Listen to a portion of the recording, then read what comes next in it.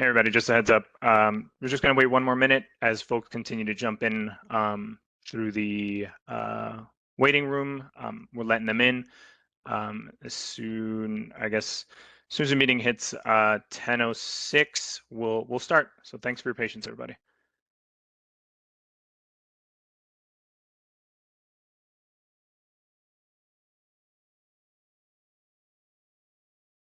Hey everybody.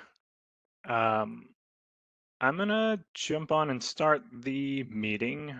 We still have folks trickling in through the waiting room, but I guess we can get started, and then as they come in, we'll just let folks come in. So yeah, first things first. Want to introduce myself. So good morning, everybody.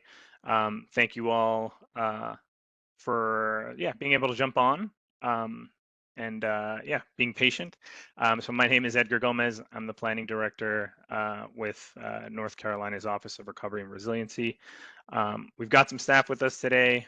I'm letting other folks in. Staff with us today. We've got Maggie Battaglin, the director of mitigation. We've got Tracy Colores, the director of community development. We've got additional folks, but we have some folks that are feeling under the weather, but I'll just, for purposes of the meeting, I'll still introduce. We've got Matt Arlen, who's a Chief Recovery Officer, Cesar Castro, Chief Policy Officer, Chief Policy and Planning Officer. We've got Michelle Wiggins, Housing Opportunities Manager, Bill Blankenship, Project Manager, and Subject Matter Expert for Infrastructure.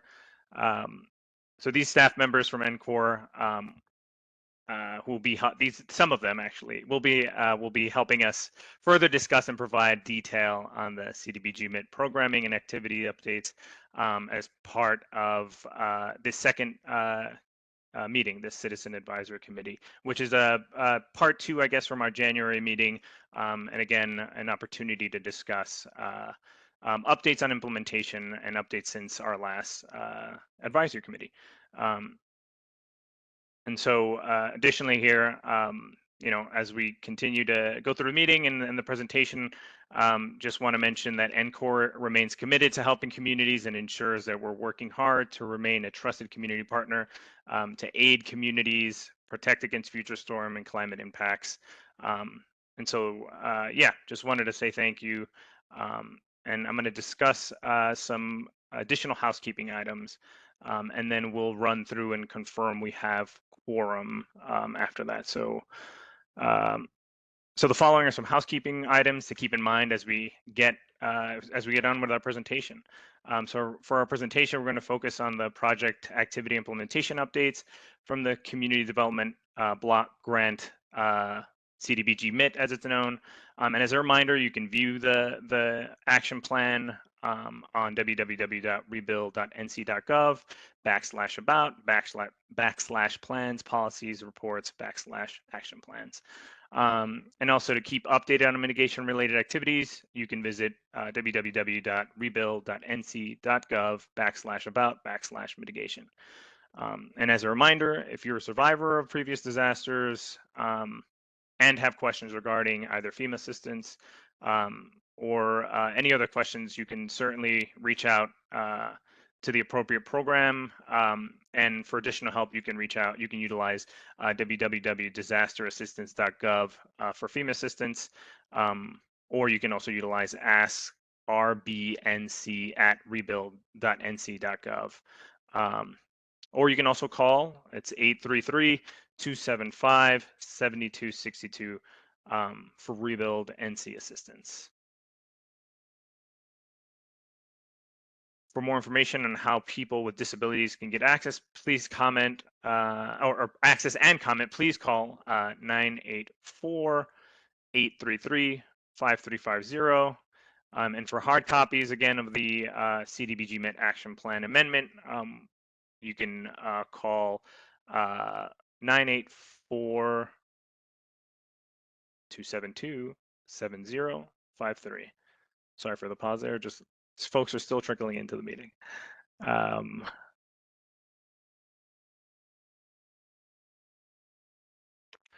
So yeah, to ensure accessibility here, let's see. we're going to have the WebEx generated closed captioning, and we're going to have the transcript and slides available for participants. And also there's going to be a translated script of the presentation along with the slides made available to the Spanish-speaking community members for those who, would be interested in. So let us know for sure. If you can certainly reach out to us, but we can also send those out subsequently. Okay, so to begin, in preparation for to begin for today's meeting, I'm going to just kind of provide a quick overview of the agenda. So we're going to begin with attendance and the quorum confirmation, and then we'll establish the meeting purpose. Then we'll go through the HUD approval of the CDBG-MIT action plan and those next steps, followed by the CDBG-MIT updates about the program activities since we spoke in January specifically. And then we'll touch base on some other topics, but we'll have an opportunity to chat about some updates on the homeowner recovery program, CDBG-DR program updates.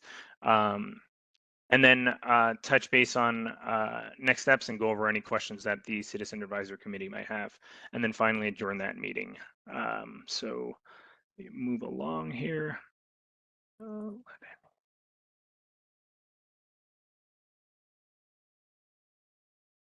So just as a purpose of, that's not okay. So the purpose of this meeting is to follow up from our last CAC meeting, which took place in early January. Also to provide additional information about the HUD approval for the CDBG mid-action plan and connect on those next steps, and discuss the implementation updates from the CDBG mitigation program activities, which there have been some good substantial traction activity on those. And then lastly, to provide some updates regarding the HRP program. And so as a recap from our last January meeting, so in that meeting we discussed NCORR's the CDBG-MIT substantial action plan amendment and the newly incorporated, or the then newly incorporated programmatic and policy updates. And then we also discussed the substantial action plan amendment process, which included the public comment period in response to the CDBG mitigation updated proposed changes, and the incorporation into the final, and those comments then incorporated into the final draft of the action plan as part of the submission process to HUD, Department of Housing and Urban Development. As a reminder for folks, NCORR held a 45-day public comment period from December 9th, 2022 to January 23rd, 2023. We received public comments. Unfortunately, those public comments all related to Hurricane Matthew and/or Hurricane Florence, their respective action plans. And so those comments were then routed to their respective action plans and the ones that they corresponded to. And then lastly, just as a reminder, on January 10th, we held a virtual CAC meeting, and we received additional feedback, obviously including the importance of continued community engagement. So moving forward here. So just to provide some context here, since our meeting in January, once NCORR responded and incorporated the public comments that were received into the final versions of the CDBG mitigation and the Hurricane Florence and Hurricane Matthew CDBG-R substantial action plan amendments, they were submitted to HUD on February 9th, 2023. HUD then reviewed and approved all three of those SAPAs, as they're known, in short, and their review process lasted from February 9th through March 30th. They didn't have additional comments or feedback, which is a rare but awesome thing. not only for NCORR, but more importantly for all communities impacted in North Carolina. I mean, I think it really speaks to the work that we're doing, and we were happy to have HUD, be a partner in helping to get these action plans approved and further us making sure that those funds get out to impacted communities in North Carolina. So the next step that NCORR and HUD are going to be working on are to have the grant agreement signed with HUD, which then would enable the funding to become available for expenditure.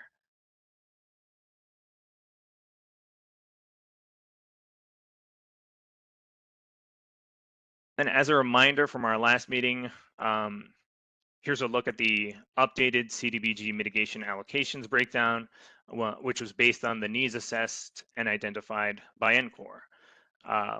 We can definitely see the differences between the SAPA 3 and SAPA 4, but again, it's a reminder we went through these in January and just wanted a level set as we move through.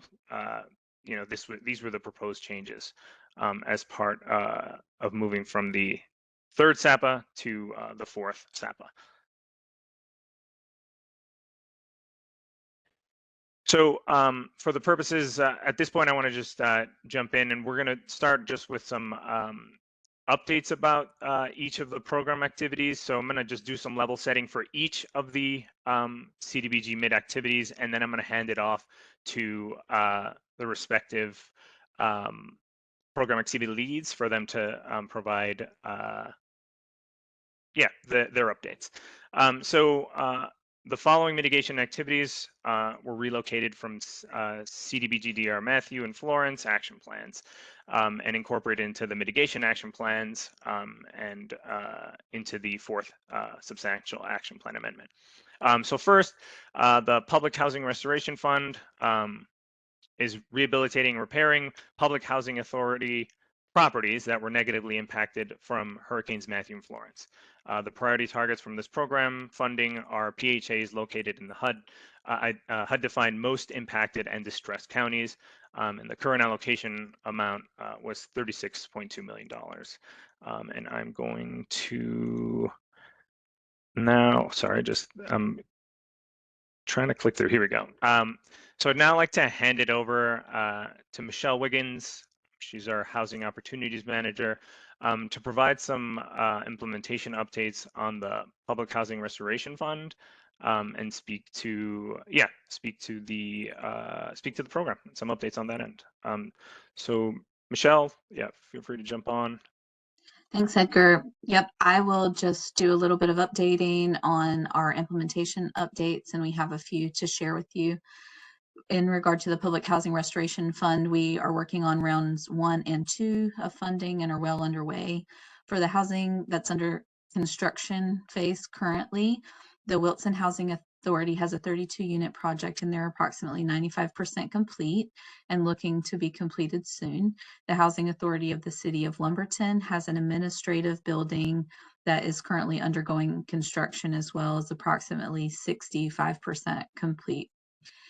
In the planning phase, we have the Lumberton Housing Authority's Hilton Heights Myers Park Replacement Housing Project, which is 72 units, and the Fayetteville Metro Housing Authority that is in the planning phase for a community center as well. We have several projects in the environmental review phase, and that includes the Princeville Housing Authority's replacement housing project with 50 units and the Wilmington Housing Authority for a scattered site mold removal and rehabilitation project that covers 41 units, with both of those projects in different parts of the environmental review process. You can go to the next slide. Thank you. And then in moving forward later into 2023, we're looking at 3 housing projects that are slated to be bid out for construction by the end of the year. Awesome. Thank you, Michelle. Next we have up the infrastructure recovery program. It's going to repairing, replacing, and rebuilding and making more resilient public facilities that were damaged by Hurricanes Matthew and Florence. So the infrastructure recovery program identifies over 80% of program funds that will be set aside or that are set aside for services within the most impacted and distressed counties. Again, the primary focus of the outcomes are to demonstrate the improvements to low and moderate income or LMI communities and the most impacted and distressed areas, specifically in the context of their lifelines. And so the current allocation for that is $18 million. So I'm going to hand it over now to Bill Blankenship. He's a subject matter expert and project manager to provide some implementation updates on the infrastructure recovery program. So Bill, if you're on, please feel free to jump on. I am, thank you. Thank you, sir. We've had a lot of movement on infrastructure projects over the last few quarters. Primarily, we have in Bladen County, we have a stormwater drainage project study going on for 7 distinct communities. It'll include comprehensive recommendations for each of those communities, and those are currently being finalized at this time. We expect that to be done in the next quarter. In Nash County, we completed a stormwater drainage project in the town of Nashville along Elm Street. It covers about 2,400 linear feet of drainage infrastructure. That project is currently going through closeout, and we'll have that wrapped up in the next quarter. In the city of Fayetteville, we are involved in rehabbing a building as an adult daycare center. It'll primarily serve homeless populations in the city of Fayetteville. It'll provide medical, dental care, access to job resources. There'll be some food preparation element and operation as an emergency shelter in case it's needed. That construction is underway and it is about 60% complete right now. And we expect that to be done in Q3 of 2023. In Robeson County, we have 9 projects ongoing in Robeson County right now. Most recently, we have let out bids in the towns of Parkton, in Maxton, and in Fairmont. Parkton and Maxton are generator projects. Maxton is currently in bid. Parkton is currently undergoing the contract consent phase. In Fairmont, we have a 450,000 gallon effluent tank project. It's to conduct repairs and rehab the tank to prevent spillage in the future. It's going to keep the tank from failing and reduce the threat of contaminating potable water resources and environmental resources in the area. And that project has been bid, actually came in at about the money we were expecting it to come in at, and is currently under contract review.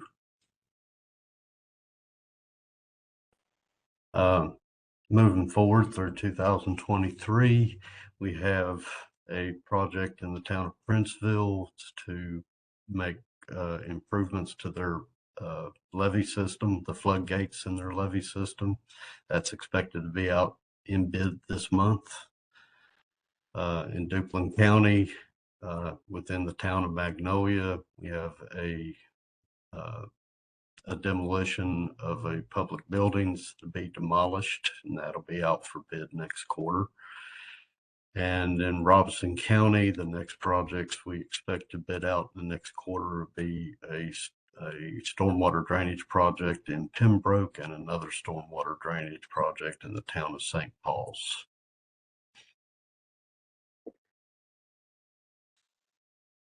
Thanks very much, Bill. I'm going to jump over here. All right, Awesome. So I'd like to now hand it over to Maggie Battaglin, our Director of Mitigation, to provide some implementation updates on the strategic buyout program. So Maggie, if you're on, which I believe you are, please feel free to jump in. Thank you so much. Good morning. Can you all hear me? Yep, can hear you loud and clear. Fantastic. Okay, so these are some updates. We've had a really busy beginning of the year when it comes to the strategic buyout program. We are continuing to expand our program into areas that are at risk for future damage. Last night at their Board of Commissioners meeting, Pender County agreed to expand this program, so it is something that we're actively doing. We look for concentrated areas that we call buyout zones to focus our program in. And since the beginning of this year, we actually have also completed our first 4 closings. We had 2 in Goldsboro, 1 in Robinson County, and 1 in Whiteville. These pictures on the right of the slide show the applicants that we purchased our first property from. The picture at the bottom is the house that we purchased, and the picture up at the top is the house that they moved to. So we were very excited to finally meet that milestone. Next slide, please. This is an overview of our active portfolio. We have 176 active applications within our program. We've made a lot of really incredible progress, frankly, in the last since the beginning of the year. So we have currently 51 appraisals that are in progress. That means that they're somewhere in between us scheduling them and the appraisal being submitted back to the program. And we have 90 appraisals that have been completed since January of 2023. So that in total is about 140 appraisals compared to 5 that we had done previous to that. For boundary surveys, we have 32 that are currently in progress and 109 that are had been completed, which is compared to 6 under previous to that. We have 5 offers accepted, so we have 1 closing that's pending, and then as I stated on the earlier slide, we do have 4 closings that were completed. Next slide, please. And looking forward to the rest of 2023, we are, continuing to expand the program in other areas that are looking for assistance with buyouts. And we are really looking forward to completing more of these closings for our applicants. Thanks so much, Maggie. And yeah, lots of great work there.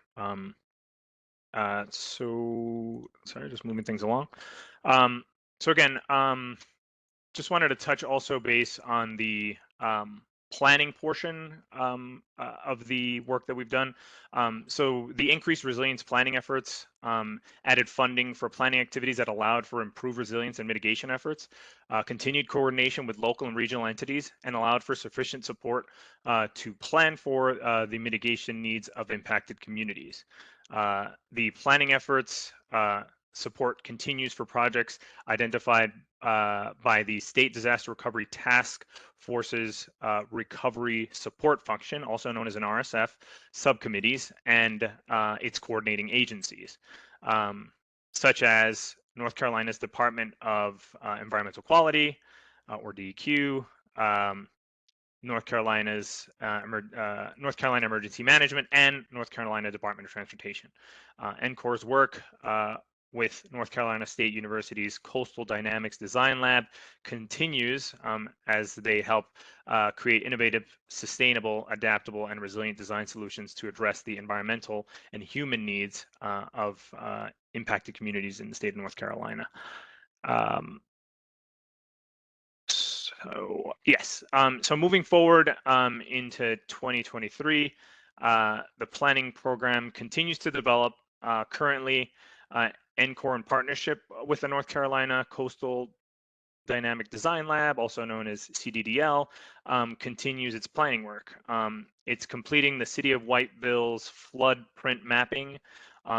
It's continuing the Goldsboro and Coharie Tribe flood print mapping efforts as well. It's entered into new agreements with the additional communities in Eastern North Carolina, and finally has expanded its planning work into Haywood County as a result of Tropical Storm Fred. So I'd now like to see if I could have, for the purposes of the homeowner recovery program updates, see if we have Jeff Royal on the call to provide some updates.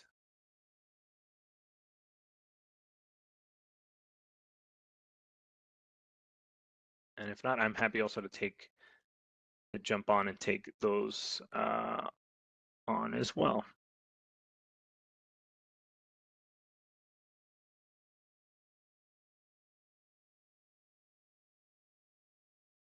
Edgar, I don't believe he's on. This is Terry. Gotcha. Okay. Thanks, Terry. So yeah, in regards to other topics, so like I mentioned, we're going to touch base on the homeowner recovery program updates. And so the following are some high-level points about the HRP as it's known for review. So applications for the homeowner recovery program officially closed April 21st, 2023. And as of April 28th, there are 4,981 active applications for assistance in the homeowner recovery program, of which 59 counties are represented in the action application pool. Continued areas of focus for the homeowner recovery program include Robeson, Columbus, Bladen, Pender, and Onslow counties. And so Rebuild North Carolina is focusing on quickly vetting the remaining applications for assistance, streamlining the environmental review process, and increasing contractor capacity to complete work. Give me one moment, folks.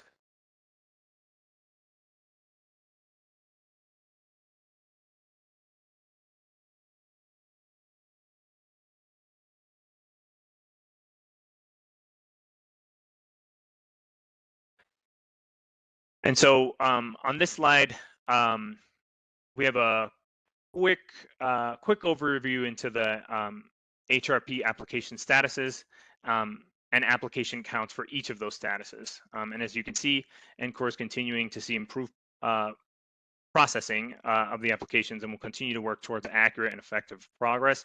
And then additionally, the closure of the application process was accompanied by social media and website updates, as well as broad circulating press releases. And so we had a lot of interest in the final days of the program application process and setting record application receipt in the final few days that the applications were open. So there has been a lot of updates and a lot of progress on the HRP side. And so the following slides provide additional visibility into the HRP projects across the reconstructed, modular, and mobile home unit replacement homes for our participating applicants. And so here we can see a reconstruction and elevation project, specifically in the context of Wayne County.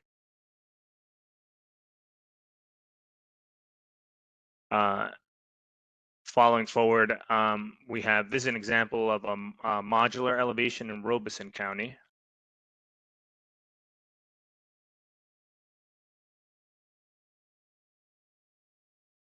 And lastly, here we have an MHU replacement project in the county of Bladen.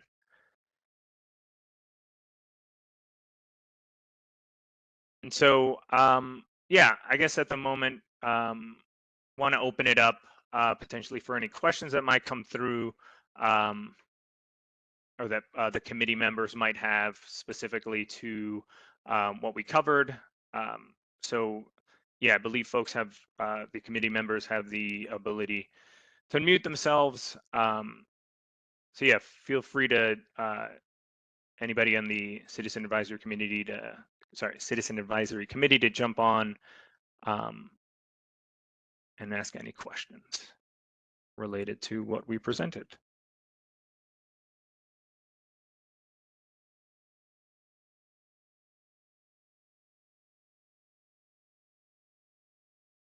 Hello, this is Larissa Witt with Alliance Health. I was really impressed with those numbers where with the buyouts.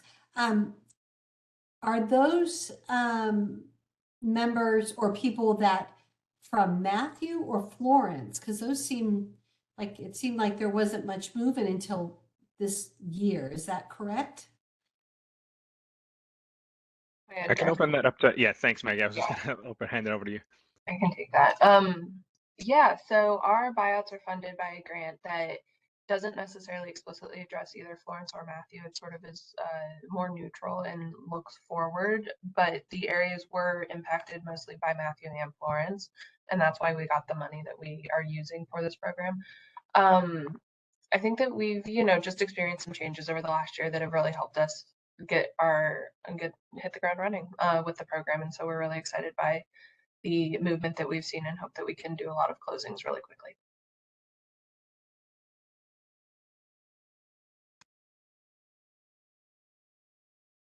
Thanks, Maggie. Yes. And thank you for your question, Larissa. This is Nicholas. Are the updates available for us to download and peruse? Hey, Nicholas. Sorry, can you repeat the question? I just want to confirm. Is what available to download and peruse? Yeah, I mean these recent updates are they available for us to download it? The presentation, yeah. If it's specifically the slide deck, yeah, this is going to be available on the NCORR website for you to be able to look at.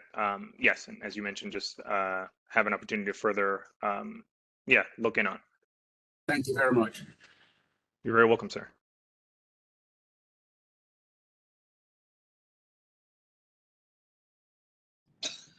Hi, everybody. This is Lisa Williams. I'm sorry I was late. I had some trouble with the passcode, but I'm in. Thank you. Sorry. Thanks, Lisa, for joining. Sorry that you had issues with the passcode. No Sometimes, problem. sometimes these WebEx meetings, as some of you that were there for the January one, don't cooperate always. So thank you for And joining. I'm driving, so if I don't participate in the chat too much, just I'm listening in. Thank you. Just to give you a heads up, we're on the question portion of the meeting, and also, yes, please drive safely as you're on. But thank you for joining. Certainly want to open it up. Also, if there's any additional questions or comments from the committee members.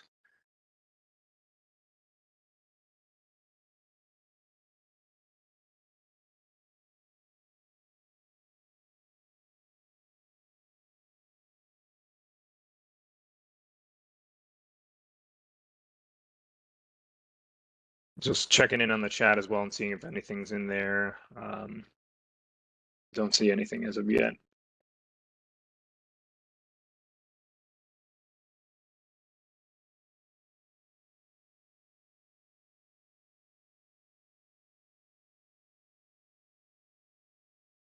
And if folks don't have, I'm gonna, I'll stay on for several more minutes just to check in and make sure that there are no additional questions.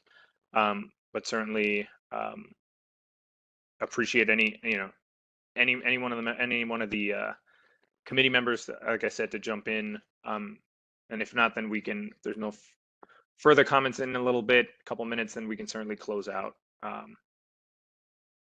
Certainly want to say thank you to those who've joined and the members that participated or folks who jumped on, not only the Citizen Advisory Committee members, but also folks who joined the meeting as well.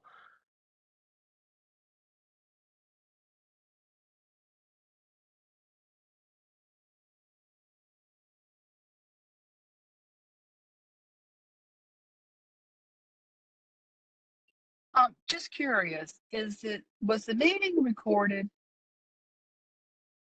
If I believe wanted it to go was. back and see the first part that I missed. Yeah. Yes, I believe it was. Yes, Lisa. Okay, great. Thank you. Absolutely.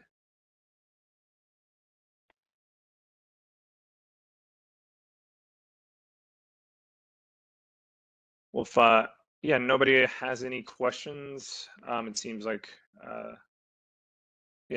I do love a nice awkward pause here and there, but I can close out the meeting. We don't have anything in the chat either. Again, just wanted to reiterate, thank you folks for joining. Thank you to the committee members that have joined.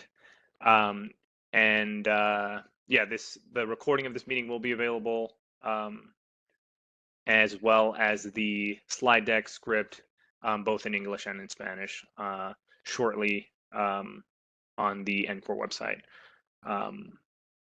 So yeah, if there's nothing else, I'm just want to say thank you again, and we can close out the meeting. I hope everybody has a good rest of their day.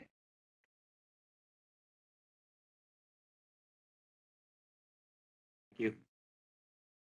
Thank you all. Thank you. Thank you. Thank you, Bill. Thank you,